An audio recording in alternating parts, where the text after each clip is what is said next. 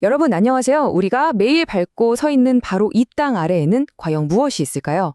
오늘 우리는요, 평범한 지표면을 넘어서 행성의 가장 깊은 심장부, 바로 지구의 핵을 향한 아주 놀라운 여정을 떠나보려고 합니다. 지구 속에 숨겨진 세상을 저와 함께 탐험해 보시죠. 우리가 보통 지구를 생각하면 그냥 커다란 돌덩이, 이렇게 생각하기 쉽잖아요? 근데 사실은, 생각보다 훨씬 더 복잡한 존재예요. 마치 살아있는 유기체처럼 물, 공기, 암석, 생명이 서로 끊임없이 영향을 주고받으면서 숨쉬는 아주 역동적인 시스템이거든요. 그래서 과학자들은 이걸 하나의 거대한 시스템으로 보고 지구계라고 부르는데요. 이 지구계는 또 크게 5가지 영역, 그러니까 5개의 권으로 나뉘거든요. 자, 지금부터 하나씩 살펴볼까요? 자, 첫 번째는요, 바로 직권이에요. 우리가 지금 발 딛고 서 있는 바로 이 단단한 땅, 저기 우뚝 솟은 산맥, 그리고 저 말 깊은 땅 속까지 이 모든 암석 영역을 말하는 겁니다. 모든 생명의 토대가 되는 곳이죠. 다음은 수권입니다. 이건 말 그대로 물의 영역인데요. 저 넓은 바다랑 강은 물론이고 땅속 깊이 숨어 있는 지하수, 그리고 저기 극지방의 거대한 얼음 덩어리, 빙하까지 지구에 있는 모든 형태의 물을 다 포함하는 거죠. 그리고 우리를 이렇게 푹 감싸고 있는 기권도 빼놓을 수 없죠. 우리가 숨쉬는 공기를 만들어주고 때로는 비바람을 몰고 오는 날씨를 만들어내는 아주 역동적인 대기층이에요. 네 번째는 생물권입니다. 눈에 보이지 않는 작은 미생물부터 우리 인간까지 지구에 사는 모든 생명체를 말하는데요. 이 생명체들은 신기하게도 앞에서 말한 지권, 수권, 기권, 이 모든 곳에 뻗어서 살아가고 있는 거예요. 그리고 마지막 5번째는 바로 지구 밖, 외권입니다. 그러니까 저 광활한 우주 공간을 말하는 건데요. 우리에게 생명 에너지를 보내주는 태양이나 밤하늘의 달처럼 지구랑 끊임없이 영향을 주고받는 아주 중요한 공간이죠. 자, 이렇게 5가지 권을 살펴봤는데요. 이제 이 중에서 우리의 출발점이었던 지권으로 다시 돌아와서 그 가장 깊은 곳을 향한 본격적인 탐사를 시작해 보겠습니다. 아니, 근데 이게 어떻게 가능할까요? 솔직히 인류가 아직 지구 중심은커녕 저 얇은 지각조차 제대로 뚫어본 적이 없잖아요. 그쵸? 그런데 과학자들은 도대체 무슨 수로 이 깊은 지구 속을 들여다보는 걸까요? 그 해답은요, 바로 직접 보는 게 아니라 간접적인 단서들을 기가 막히게 활용하는 데 있어요.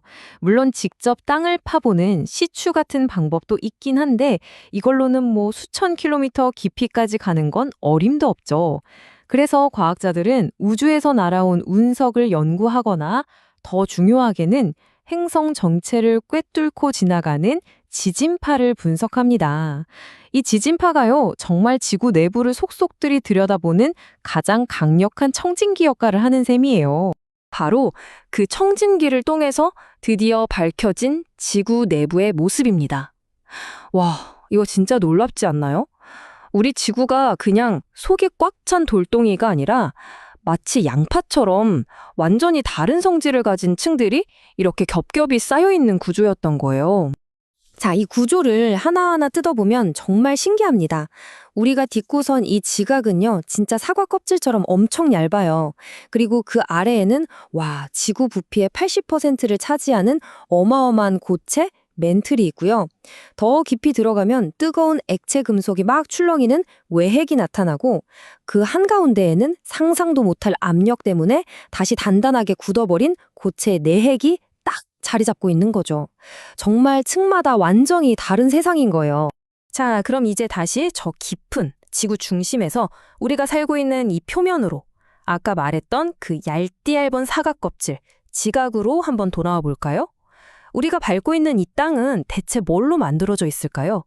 구조는 의외로 아주 간단해요.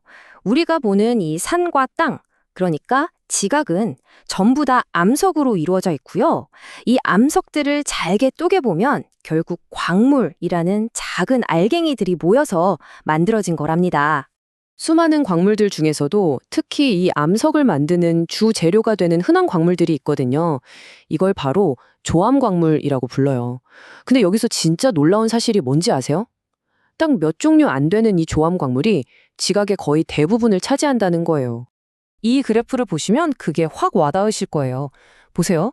정말 놀랍게도 장석이라는 이 단 하나의 광물 그룹이 지각 전체의 51%, 그러니까 절반이 넘는 거죠.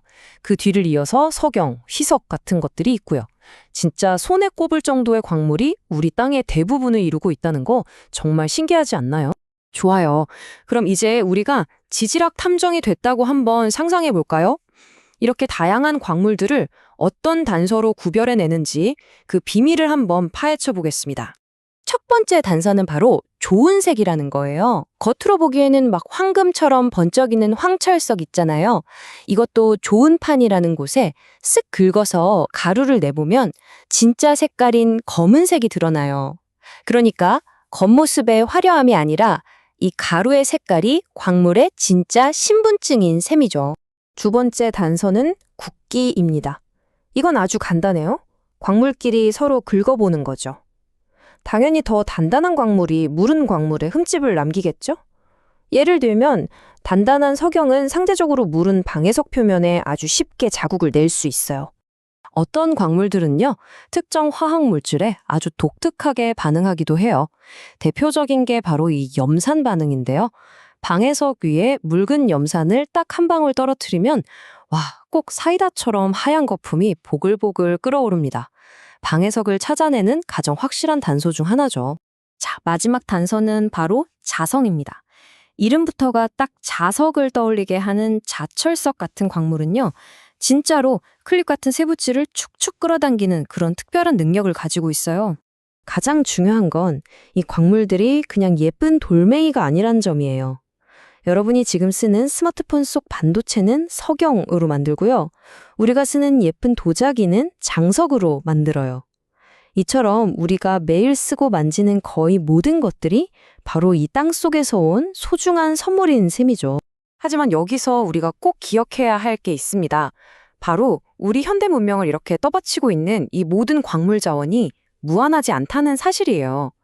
양이 정해져 있는 한정된 자원이기 때문에 미래 세대를 위해서라도 우리가 정말 효율적으로 사용하고 또 잘 보존해야 할 책임이 있는 거죠.